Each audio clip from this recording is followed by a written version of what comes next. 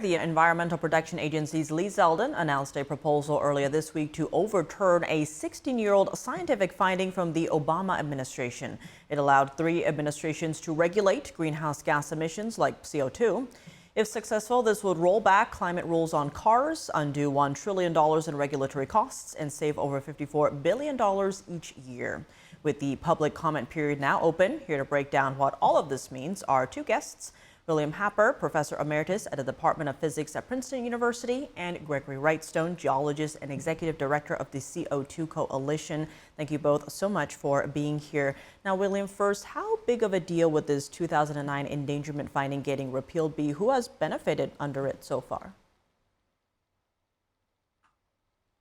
Well, I'm not sure who this question is to, but I will answer it, and Greg can add to what I say.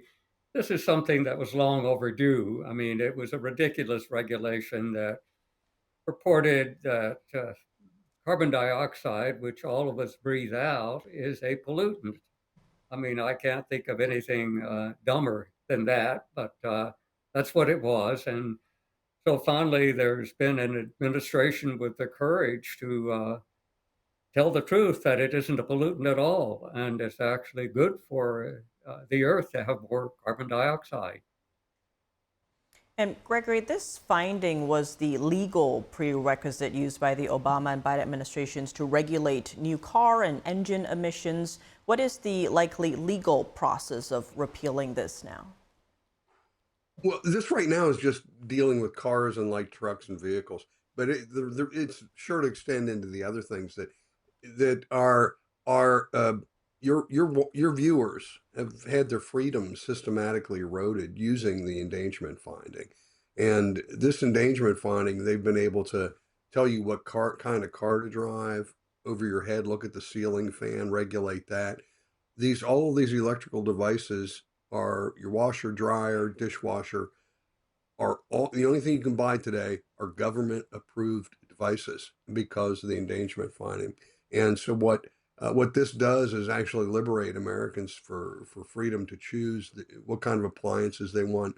If they want to buy a dishwasher that's very efficient in terms of washing dishes, not in terms of how much electricity you use, that should be my choice and your choice and all of your viewers' choices. So this is really Liberation Day for America and restoring a lot of the freedoms that were lost based on this failed endangerment finding. Expanding on that, William, besides the legal angle, break down for us the science that's needed to decide whether or not this will get repealed. Well, the science is quite clear. What they did, understand that in 2009, they excluded any contrary science. By contrary science, anything that indicated that CO2 was not a pollutant. But the Supreme Court rulings in 2024 now say you have to consider all of the science. And there's just a huge amount of science right now that disputes that actually confirms that carbon dioxide has hugely beneficial aspects, greening the earth, vegetation growth, crop production is exploding. And Dr. Happer can talk about perhaps about how the greenhouse gas warming potential is not quite what they say it is at all. On that note, William, Yes. break down for us that aspect. Well, as Greg said, the accusation against CO2 is that it would cause dangerous warming of the earth. And as usual, there's a grain of truth that CO2 will cause some warming, but the warming will be trivial. It will almost certainly be beneficial to most of the earth. And the reason it warms is it's a greenhouse gas. It lets sunlight come through and warm the surface of the earth, but it retards the cooling of the earth by infrared radiation to space. And it's the balance of those two that determines the Earth's temperature. But it's a very inefficient greenhouse gas. It doesn't much matter if you double CO2, you only change the cooling radiation to space by 1%. It's a tiny effect. And so it's amazing that they've managed to blow up this mole hole into this mountainous threat. It's not a threat at all. It's a benefit. On that note, Gregory, in terms of how we got to the endangerment finding, was contradictory science a factor in that decision? Actually, no, there was no contradictory science. And again, now bear in mind, things are different today than they were even just 2 years ago with two Supreme Court rulings last year. In the Ohio v. EPA, the State Farm Defense, they ruled, the U.S. Supreme Court ruled that these regulatory agencies like the DOE, EPA, DOT, all of these alphabet soup regulatory, they need to consider all significant science that affects their judgment, which EPA in the endangerment finding did not do. And the evidence we say is entirely overwhelming. We see by almost every single metric you look at, we find that Earth's ecosystems are thriving and prospering, and the human conditions improving because of increases in CO2. It's really, really, I call it the greatest untold story of the 21st century, that of a thriving Earth and the thriving and benefits to humanity. It's a feel good story, but they've turned this into a fear mongering that where children can't sleep at night because they're being lied to by the people promoting we call it the climate industrial complex. Let's get back to true science, the scientific method. Enough of this consensus science and groupthink. We support the scientific method and critical thinking, which has been removed from many of these government agencies for 30 years or longer. And William, on that note, there is a big focus on climate change or climate alarm, as some might say. Talk to us about some of the climate models that are used. What did these models get wrong? Well, I think the main thing the models get wrong is that they know perfectly well that the direct effects of carbon dioxide will cause a very small warming of the Earth.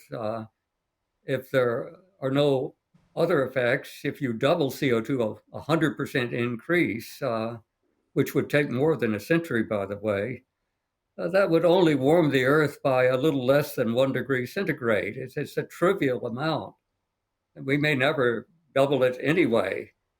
And so what they've done is they've taken this trivial warming, which most people agree on, who understand how this works, and they've multiplied it by factors 3, 4, 5, and saying that there's these enormous positive feedbacks on the direct warming. That's completely crazy because most feedbacks in nature are negative. So most other systems in nature, the first thing you calculate is usually too big, not too small. It's even got a fancy name. It's called Le Chatelier's principle. And so everything they've done violates Le Chatelier's principle that works for everything else in nature, but it apparently doesn't work for climate alarmists. And staying with you, William, we often hear about the US and Europe talking about cutting emissions, whether that's in cars or cows even. But at the same time, the Carbon Brief notes that China is the world's largest annual greenhouse gas emitter and leads in coal use. How should we look at this if the argument is global warming and not regional? Well, of course, China has built lots of very efficient new coal plants in the last 10 years. They're ultra supercritical plants, many of them. They're really good plants. And so they've raised the standard of living there.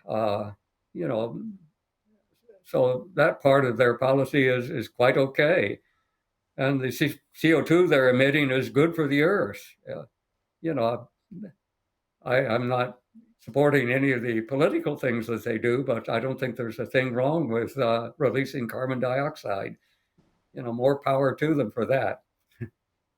On that note, Gregory, you're the executive director of the CO2 Coalition. Give us a sense of what this coalition does and how this fits in with environmental discussions. It was founded in 2015. We're 10 years old now by Dr. William Happer, our chair that was just on here. And we're some 200 of the top experts and scientists in the world that don't buy into, we don't toe the company line on climate change. We don't believe that human increases of emissions of CO2 are leading to harmful warming. And again, just the opposite. We see huge benefits. Our crops, crop growth records are being broken year after year, and they attribute 70% of that to increasing CO2. Crop growth and crop productivity is outpacing population growth. That's a good thing. That's a really, really good thing. We are in a warming trend. Yes, we are. It's been warming for more than 300 years. But you know what that does? That means since 1900, our growing seasons in the continental United States have increased by more than 2 weeks. That's a really good thing for agriculture. Your farmers will tell you they love that. So we're here at the CO2 Coalition. Our unofficial motto is "We love CO2, and so should you." Well, Gregory Wrightstone, William Happer, thank you both so much for joining us. Thank you. Thank you. Thank you.